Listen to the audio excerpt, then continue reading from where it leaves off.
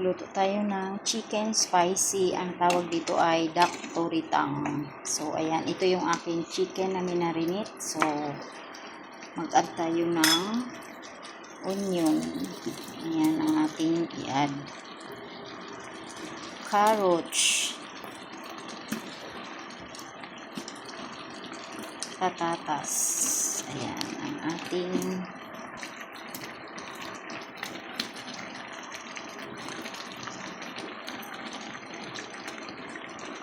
and chili. Mag-add tayo ng green onion. Ang ating chicken spicy. Lutuin natin siya ng 40 minutes hanggang sa maluto ang ating chicken. Ayan. Dito kayo pag maluto. Thank you so much for watching. Bye-bye.